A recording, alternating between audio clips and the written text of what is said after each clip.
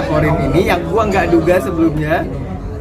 Ya, ternyata ada baiknya juga, seenggaknya orang emang filmnya apaan sih yang dilaporin gitu kan. Kayaknya di 2023 ini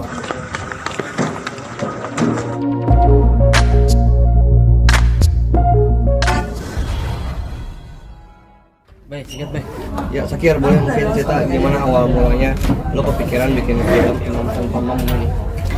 iya, jadi gue pengen banget bikin film yang anti mainstream lah di perfilman kita, karena gue lihat aduh horor udah terlalu ini ya, kita udah terlalu banyak disuguhin dengan horor-horor yang gak masuk akal gitu, dan kita nggak bisa ngebunuh diri kita sendiri. Pada akhirnya kita butuh cerita yang realistis, yang relate ya, dengan bukti beberapa film belakangan ini yang relate justru naik gitu ya kan.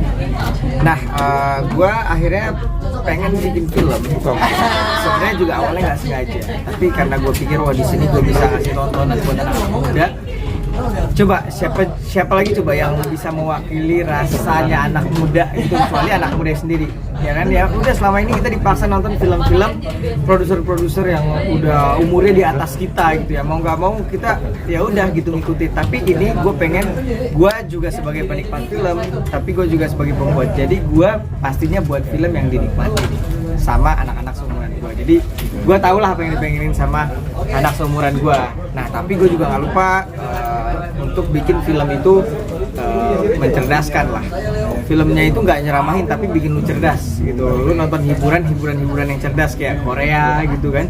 Korea tuh kan sebenarnya entertaining, hiburannya tebel gitu, tapi juga pesannya tebel juga gitu, dan orang nggak nyadar itu. Nah, cerita awalnya adalah ketika pandemi gue itu nggak tahu mau ngapain. Teman-teman mungkin banyak yang ada yang staycation lah, ada yang ngajak wah macem-macem hal, ada yang ngajak banyak yang ngajak hal negatif. Tapi gue pikir, aduh, gue kayaknya harus punya kesibukan nih biar nggak terjerumus ke hal-hal yang nggak baik buat karir gue ke depan gitu, dan buat diri gue. Akhirnya gue waktu itu ada sedikit tabungan lah, selesai sinetron tuh pas pandemi, gue pengen bikin film YouTube aja. Ternyata pada saat itu Aisyah gue viral, pengusaha-pengusaha banyak yang manggil dan mereka nanya, kamu pengen bikin karya apa lagi? Bilang gue belum tahu gitu. Tapi akhirnya gue coba aja nyeplos, keren kali ya kalau bikin film gitu. Ya udah saya bikin, wah akhirnya ada yang support tuh pengusaha buat bikin film. Wah, saya bilang ini tanggung jawab yang sebuah kehormatan luar biasa kan. Saya kira nggak, udah saya kira juga nggak langsung sembarangan. Saya kira datang ke senior ke dulu nanya gimana caranya, sampai akhirnya udah belajar. Tadinya mau tayang di YouTube aja, ternyata dibeli sama OTT lah, dibeli 2 kali lipat dari harga produksi. Oh ya udah, film pertama untung tuh. Nah, ternyata itu viewersnya 1 juta penonton lebih. Aku bukan jodohnya di mainstream, ya kan? Akhirnya ya udah kata Ikir, bikin lagi deh, lu bikin aja. Nanti kalau lu tenang aja, pasti kita yang beli, kita yang ngamanin. Jadi gue bersyukur kan, gue bikin film bukan coba-coba, bukan gambling, tapi memang karena udah ada untung yang pasti. Ya udah, gue tinggal fokus ke konten gimana gue bisa hibur anak muda dengan cerdas. Urusan bisnisnya udah rapi. Tapi menurut lo cerita Imam Tanpa Pamong ini akan relate nih sama anak muda zaman sekarang? Nah, inilah sebenarnya gue bikin Imam Tanpa Pamong nih relate banget, terutama di Indonesia. Ini tuh sebenarnya gue angkat dari isu yang paling hangat di Indonesia tentang nikah muda. Berapa banyak anak-anak muda kita sedikit kenal agama, langsung pengennya nikah, pengennya hijrah, seolah-olah menghindari sebuah dosa atau menghindari zina tuh cuma dengan nikah. Padahal ya kalau lu mau sama sekali gak punya dosa, ya berarti kita kan mati aja gitu. Orang hidup pasti punya dosa. Jadi jangan menjadikan sebuah ibadah itu alasan untuk hanya mengamankan nafsu kita tanpa ada ilmu gitu. Nah, jadi relate banget lah anak-anak muda yang kayak nikah dulu atau kerja dulu ya gitu. Nah, di film ini ditunjukin kok. Lu harus milih mana, bahwa di film ini ditunjukin gimana karakter ini dia tetap mau matang dulu baru nikah, bukan nikah terus ntar matangnya belakangan. Kalau matang, kalau gosong ya. Jadi emang relate banget buat anak-anak muda di Indonesia yang dikit-dikit pengennya biar halal nikah, dikit-dikit pengennya biar halal nikah, ya seolah-olah nikah tuh cuma buat ngehalalin nafsu mereka aja. Padahal pernikahan itu harus ada imam dan makmum. Itu berarti benang merah di film ini. Itu benang merah di film ini. Lu jadi lawan main Raisa sama Foni itu seperti apa? Dan kenapa memilih mereka buat jadi lawan main? Gue memang pilih dua hal yang sangat kontras lah, ibarat kata. Jadi ada Fonzi. Ada Fonzi ya? Ada Fonzi. Jadi Fonzi ini satu, gue kemarin nyari artis cewek siapa yang punya looks agak sedikit, dia belum sempurna, terbuka tapi nggak murahan gesturnya. Tadi gue pengen Anya, gue pengen siapa, gue pengen apa. Akhirnya ketika gue lihat Fonzi, lewat lagi nih, gue bilang lewat lagi, kalau sampai 3 kali udah lewat nih di FYP gue bakal kontak dia. Kalau dia mau main film Tawang, dan gue kontak Fonzi, kebetulan temennya teman gue, dan dia bilang mau, dan tapi gue bilang, Fonzi, kamu pertama kali di sini main film, dan aku nggak mau kamu langsung main, tapi aku minta waktu kamu minimal sebulan atau 14 hari untuk coaching acting di sini, karena aku nggak mau main-main kan kualitasnya. Ya sudah, akhirnya Fonzi ketemu memang, dan followers dia juga oke, dan dia juga akhirnya bisa acting dengan baik. Speechless sama acting Fonzi di film Bang Tawang ini, dan mungkin gue feeling akan banyak PH-PH ke depan yang pasti pakai dia ini setelah Imam, karena di sini acting dia oke banget. Dan Raisa Nengala Salwa ini sebenarnya sahabat gue, satu perguruan sama gue di Habib Hasan Segaf. Gue kenal dari Deddy Mizwar, salah satu anak dari Deddy Mizwar, dan gue melihat kalau gue tipe sutradara yang cukup mengcasting orang dengan ngobrol sama dia 5 menit. Gue akan tahu tuh, oh dia akan cocok di peran ini, dia akan cocok di peran ini. Oh ini nggak cocok, oh ini cocok. Gue akan bikin, akan lihat dia ketawa, akan lihat dia senyum, akan lihat dia ngomong. Nah di situ nanti gue akan tahu. Nah ketika gue melihat Raisa, wah ini unik nih. Dan gue memang pengen, gue pengen di film-film gue itu fresh.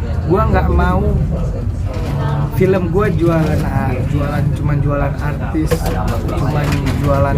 followers, nggak mau. Justru gue pengen di film-filmnya Shakir Films kita menciptakan artis, menciptakan karya yang anti mainstream, menciptakan artis-artis yang fresh. Jadi gue ke depan mungkin akan sangat sedikit memakai pemain-pemain yang sudah terkenal. Kayak nanti next film gue akan ke daerah, gue akan menciptakan aktor dan aktris dari daerah. Jadi itu visi misi Shakir Films ke depan adalah semua anak Indonesia punya kesempatan berkarya, dan semua mereka punya kesempatan buat jadi artis. Tinggal memang so far sejauh ini yang sudah bekerja sama dengan kita adalah salah satu mantan gubernur di Bangka Belitung, dan kita pengen juga kasih kesempatan buat anak-anak sana mereka buat bermain film. Bangun chemistry sama mereka susah nggak? Karena kan ini baru ya di film dua-duanya. Iya dua-duanya baru di film, tapi untungnya tim kita nih semuanya solid. Jadi dan yang tadi gue bilang, mereka nggak kayak sinetron langsung besok syuting nggak, tapi memang sebulan gue duduk sama mereka, ngobrol sama mereka, gue cari tahu tentang hidupnya apa, sehingga ketika ada sebuah emosi yang gue butuhkan, gue tahu emosi memori yang mana yang harus gue kawinkan dengan Andika gitu. Jadi memang sebelumnya chemistry-nya ngobrol-ngobrol terus. Kira ini kan ngedirect di layar lebar gitu kira. Ada perbedaan nggak sih Kira sama proyek-proyek sebelumnya gitu dalam mendirect gitu? Ini mungkin baru gue buka ya.